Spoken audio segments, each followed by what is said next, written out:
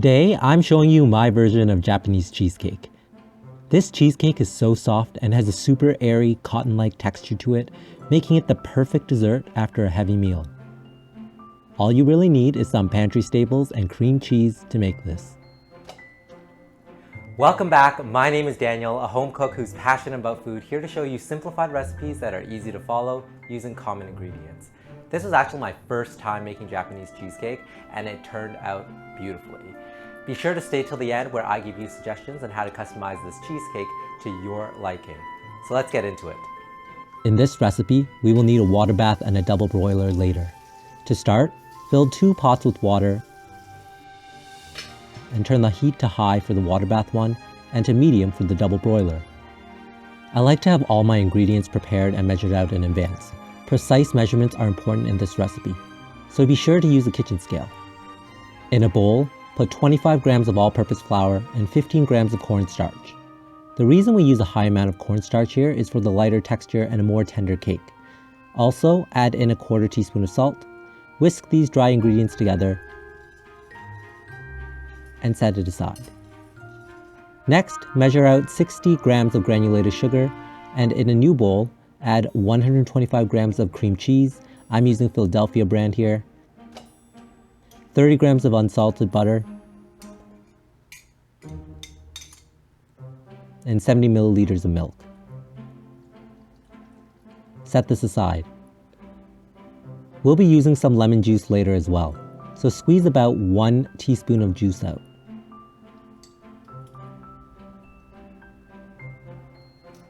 Last thing we need to prep is separating the eggs. We'll be using 3 large eggs in this recipe. Be very careful not to get any yolk into the egg whites because any sort of fat will prevent them from whipping up later. This is why it's crucial to use a super clean bowl for the egg whites. As a prime example of what you want to avoid, the yolk burst on my 3rd egg and I had to start all over.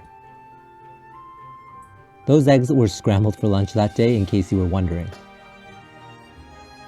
Okay, starting over, gently pass the yolk back and forth between the shells, allowing the whites to drain into the bowl. Place the yolk into a separate dish and repeat this for all 3 eggs.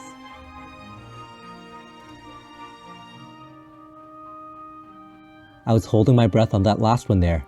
Whew! To start the cake batter, melt the butter and cream cheese over the double broiler. Use a whisk to help the process along by breaking apart the cream cheese and constantly stirring. If any cream cheese gets stuck, just push it back down with a spoon. You don't want this mixture to get too hot, only until everything is completely melted and smooth, like so. At that point, add in half of the sugar and briefly stir it in to dissolve.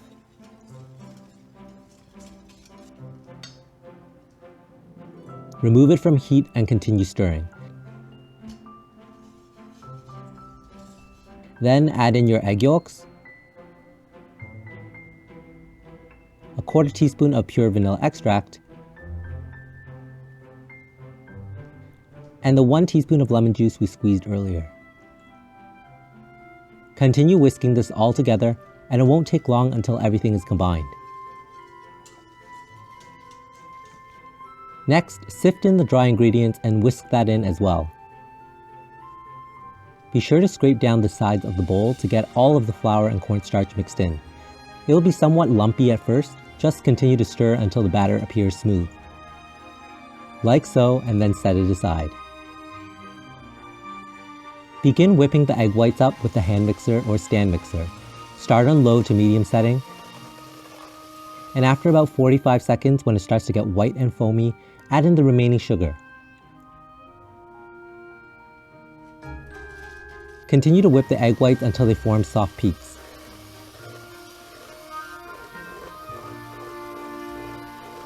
This stage is when you pull the beater out and the egg whites form pointy tips that flop over. Preheat your oven to 320 degrees Fahrenheit or 160 degrees Celsius. Now scoop 1/3 of the egg whites into the cake batter and whisk it in gently using one direction, trying as much as possible to incorporate them without deflating it. When it is combined, gently fold in the second third of the egg whites the same way.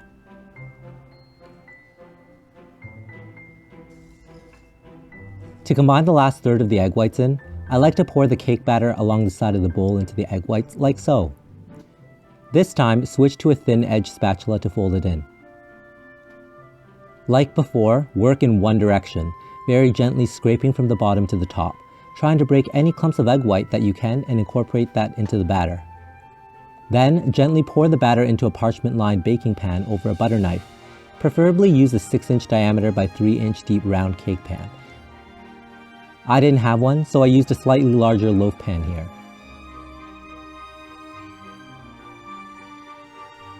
Cut through the batter with a knife. This will help release any large air bubbles. Then, gently tap the pan on the counter several times. Place the pan in a larger container lined with a kitchen towel or J-cloth, which helps prevent it from sliding. Pour the hot water into the larger pan about a quarter way up, creating a water bath for the cake to bake in. It's finally ready to go into the oven. Bake it in the preheated oven at 320 degrees Fahrenheit. Setting the timer for 20 minutes. We will first bake this cake at a higher temperature, then lower the temperature to 285 degrees Fahrenheit, or 140 degrees Celsius, and set a timer for 40 minutes. Do not open the oven door at any point while the cake bakes. Once the time is complete, turn off the oven and crack open the oven door slightly. I used a couple coasters here for that, and let it continue to cool down gradually for at least another 25 minutes. This helps prevent your cake from deflating by avoiding a sudden drop in temperature when you take it out of the oven. When cooled, remove the cake from the oven and water bath. You will notice that the cake does shrink slightly. That is normal. Lift it out of the pan and put it onto another plate. Peel away the parchment paper. And using another plate, flip the cake over so you can remove the parchment from the bottom as well. Be careful here not to crush the cake. Flip it back over. Whew. And sift some powdered sugar on top for a nice decorative look.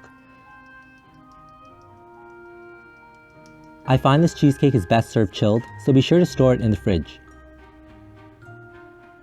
And there you have it, a very light and airy homemade Japanese cheesecake that is sure to impress your friends and family. Don't forget to cut yourself a slice and enjoy.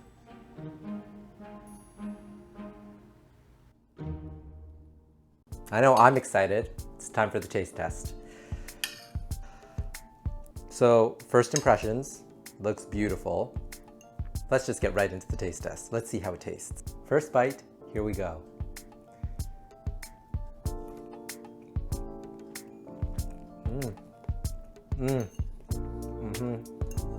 That's really soft. It's so light. It's not too sweet. Has that really nice tangy cream cheese flavor in there.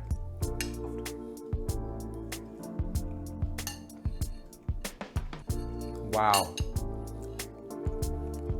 I'm really impressed with how this turned out. This is my first time making this. I don't know how else to describe it. It's just so light and kind of like melt in your mouth. A lot of recipes out there use a 6-inch by 3-inch deep cake pan, round cake pan. I didn't have that. I only had a loaf pan, and the volume of my loaf pan was actually a little bit bigger. So the cheesecake is not as tall as I would have liked it, but that's because I just didn't have the right size pan. So if you make this at home, be sure to make it, if you care about that, in a 6-inch by 3-inch deep round cake pan. Okay, I have to go for another bite. I mean, how can you not?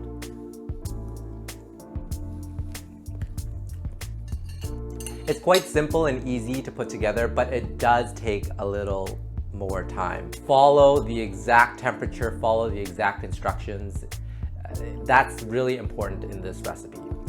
Otherwise, it's really simple and easy to make, and it's so light and it's so worth the wait. This reminds me of that Uncle Tetsu Japanese cheesecake, and I would argue it might be even a little bit better.